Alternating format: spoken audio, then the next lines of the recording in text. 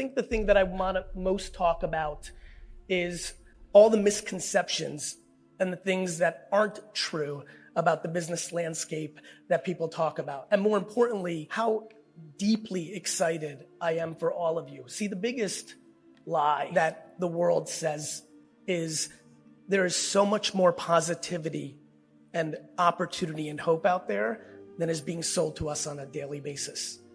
I thought a lot about what I wanted to talk about here today, and ironically, it all came together in the back room when I got to speak to so many of the esteemed guests here. We talked about a bunch of different things, misconceptions, misunderstandings, and there are many. But the first thing that I want to make sure all of you understand is that no matter what they say, the best part about the world and business is it plays out. What I mean by that is it's like a game. There's going to be a score. Regardless of what you think right now as you sit here and how you're going to do it, I think all of you are smart enough to know that there's going to be twists and turns. We talked back there about you can't control your timing, right? One of the esteemed gentlemen here said, they're going into such a tough job market, right? Unless some of them are locked in, they're going into such a tough job market. And I said to him, good. And let me tell you why I said good that way.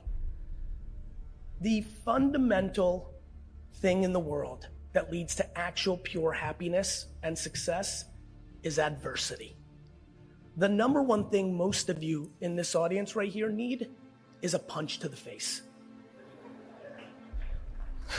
The parents like that. Let me explain punch to the face because I don't want to get pulled off too early here. I mean, not physically, though that's not bad either. Someone should take a punch once in their life. But I mean actual adversity. I have incredible empathy for the COVID factor and many of the other things. But what all of you are about to find out is the game, the real business game, it doesn't care about your feelings. It's just the game. And so to me, that excites me because I know so many of you in here are about to find out if you're actually ready for this and excited about it. And I believe that many of you will be, but you're gonna have to lean into things that we were not taught properly.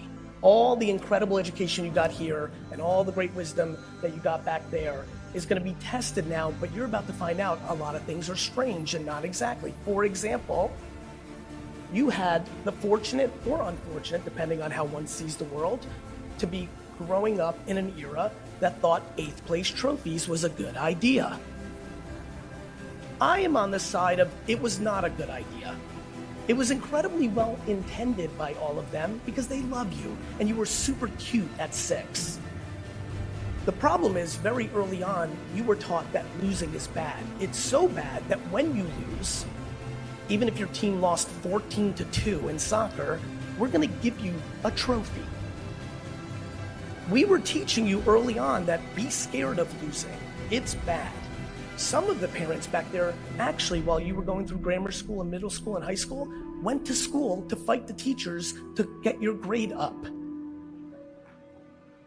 Let's not clap it up for the ones that did that. Right? In reality, my friends, especially as you go into this chapter, please fall in love with losing. Losing is good. Losing is fun. Losing is why I love the Jets.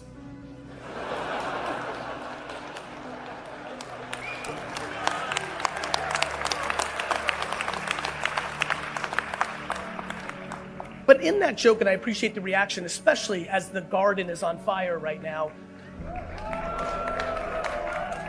and it feels very much like the year that I graduated high school in 1994 around here.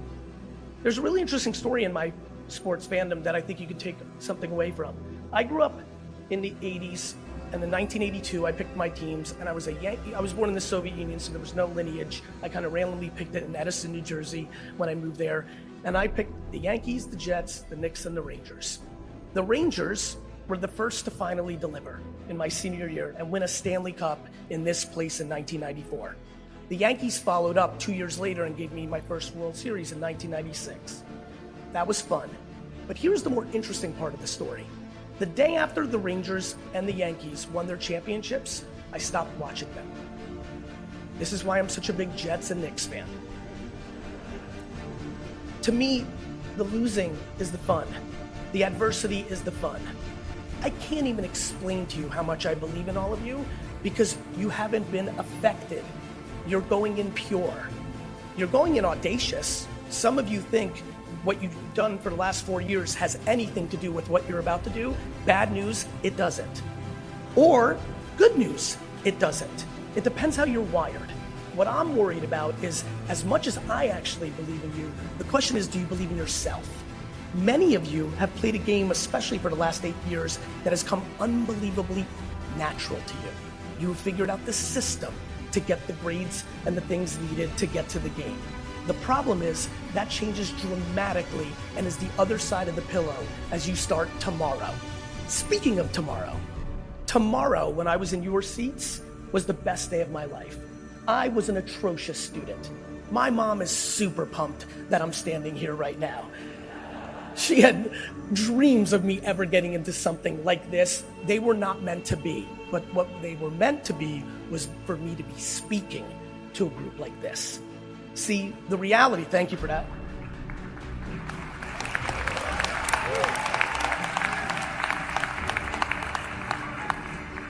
My friends, the reality is that all of you are unbelievably capable of winning this game, but from the cliches of like adversity and grit and all that, it's super true. And here's the one thing that I want to make sure you leave with from this talk, and I'll leave with a couple other falsities, and then we'll keep this thing moving. The number one thing I want you to leave with is the value of this. This is the single most important business and life move that you can ever do, ever. Because what that represents, my friends, is the ability to listen to no one except yourself.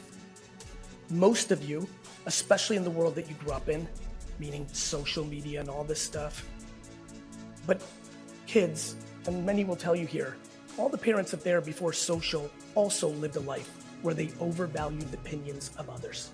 They overvalued the opinions of their parents, of their classmates, of their siblings, of the people that they admired. If I could give you a summer project, it would be to go to a retirement home and spend time with individuals that are in their 80s or 90s that are not your grandparents. I believe that if you actually spend 5 to 10 hours there, you will extract a very incredible insight. You will see what regret or not regret looks like. The only thing you want to embark in on your next 100 years of living. Modern medicine, it's crazy. The only thing you need to focus on your next 100 years of living is that when you're a $120, you don't say, I wish I.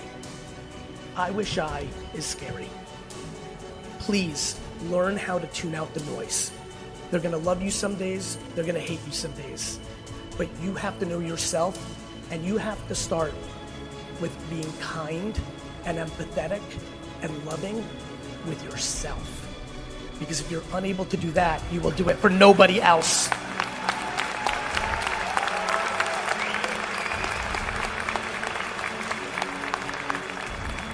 A couple other things as I wrap up that we talked about. I know a lot of you have consumed my content and have heard about me or seen me. I know people talk about my hustle, my grind and all this. I sleep a shitload. 7, 8, 9 hours a day. Please, my friends, don't get it twisted. It's not about how little you sleep. It's what you do when you're awake.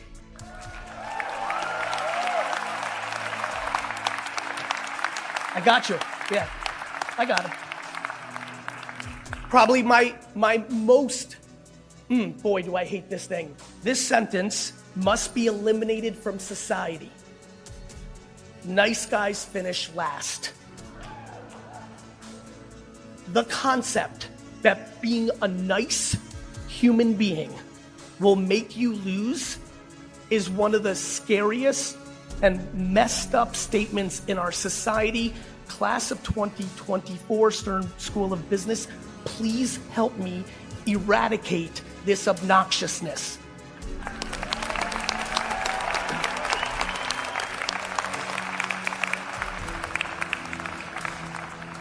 I grew up in the gutters of Queens, New York. Big shout out to Queens.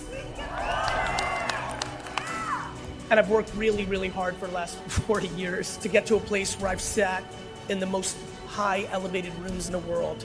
And let me promise you one thing. There are two ways to get to the top.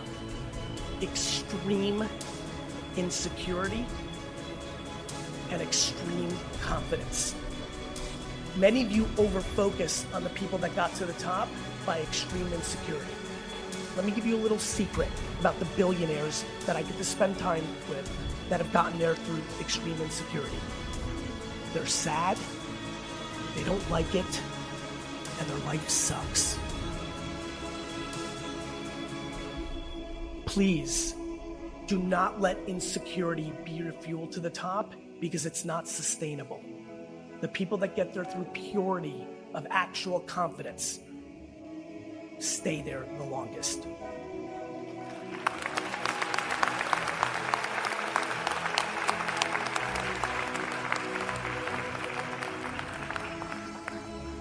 I want to tell you one other thing about insecurity. Many of you are very clever. You're smart. You're crafty. You've got skills. Let me tell you a dirty secret about the business world. If you have gift of gab and charisma and capacity to maneuver, there's something they don't tell you. You're going to be able to fool 99% of the music players. You're going to trick 99%. But the 1% that runs the game can see you and knows you're not a winning player. Please cut it out. Fake it till you make it is a very vulnerable framework. My friends, this is going to be the most fun if you're actually a business person. You've been reading about it. That's like reading about push-ups. Sorry. You are entering the game. I genuinely believe that you are actually very fortunate in your timing. I believe that you've been able to watch the people that are 3, 4, 5 years ahead of you, and you can see some of the missteps that crew made. You've got it better. You've seen it. You can navigate around that. But you need to lean into self-awareness. Don't worry about being something that you wish you were. Focus on who you actually are. Double down on strengths.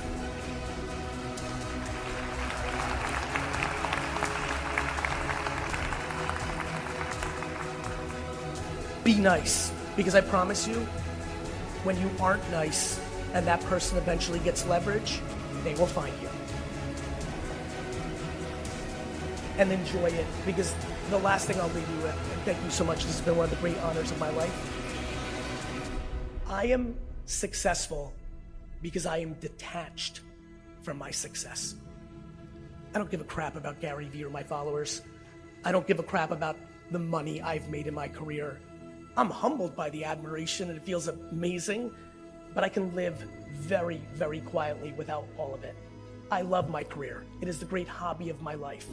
I work 12 or 15 hours a day because when I work, it feels like I'm golfing or sailing or laying on a beach and relaxing. It is the great joy. I got lucky. But when I tell you, none of my self-esteem or how I affirm who I am is based on my bank account or my following count, there isn't anything that I've said that is more true than that. I judge myself based on how people that actually know me, how they feel about me. And if you focus on that versus the stress that you're about to put on yourself to make it, especially at a time where it's actually logically practical for you to be 22 and actually go and do ridiculous high-risk behavior for the next years of your life based on what you actually like. And then if it doesn't work, at 30, you could go get the job that you are lined up for and still be a kid. I promise you, if you enjoy it and if you like yourself, it will be good. And I promise you, if you don't, regardless of how much money you put in the bank, it will be bad. Class of 2024, I fucking love you. Congratulations. Thank you, bro. Thank you. Thank you.